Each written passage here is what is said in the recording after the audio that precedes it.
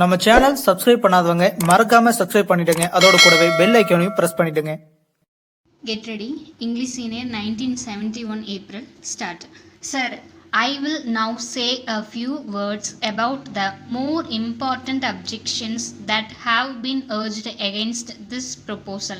I have carefully gone through a great deal of this evidence, and I may say that the objections resolve themselves under 5 heads. In one brief sentence, they really come to this. The officials say, we do consult people at present and will continue to consult them, but we will consult whom we please, when we please, and how we please. We do not want to be bound in these matters. The 5 objections are: first, that informal consultation is better than formal consultation. Secondly, it is difficult to know who are really representatives of the people, and it is difficult to get properly qualified representatives for the work. Thirdly, the efficiency of the district administration will suffer. Fourthly, an advisory body may be desirable, but there are already district boards and municipalities which might be utilized for the purpose. Why multiply these bodies? And lastly, there is the objection, which is a standing argument in this country against all advance, namely, the time has not yet come. Now I will deal briefly with these 5 objections and then will bring my remarks to a close. As regards the value of informal consultation, well, it is all very well to say that you do not want to be formally tied down, that you like to be free, and that you will go about among the people and find out things for yourselves. On the one side, you complain that you are tied to your desks, you are slaves to reports and returns, that you cannot find time to move among the people, and on the other hand, you do not want to be bound to consult anybody. You must be free to consult whom you please.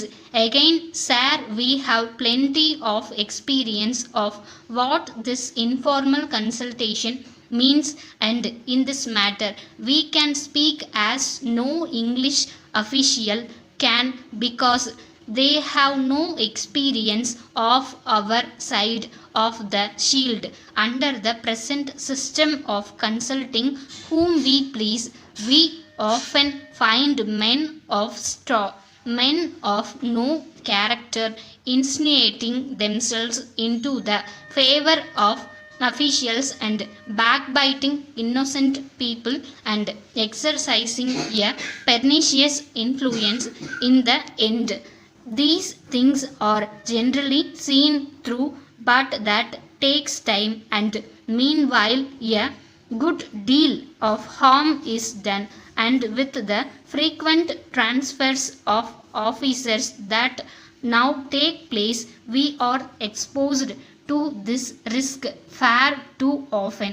But apart from this, without putting it on the low ground, I say that while the officials may continue to consult whom they please, and my proposal does not come in the way of their doing this, all we want is that they should be bound to consult a body of representatives, Indians properly constituted. We want a sense of responsibility to attach to the man who is consulted on our behalf. He must not be an irresponsible, self-seeking person going to the collector and expressing views which would just suit the particular mood of the collector at the moment. He should feel the responsibility of his position and should know that he has a responsibility towards the people.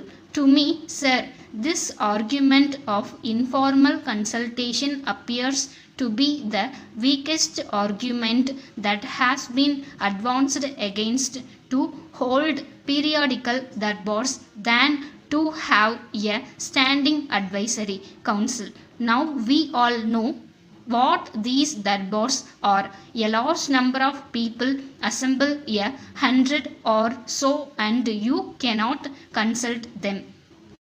Bangalore, 2nd August 1960. Sir, I have the honor to bring to the notice of government the urgent necessity for providing the government high school at Kolar with adequate accommodation and equipment.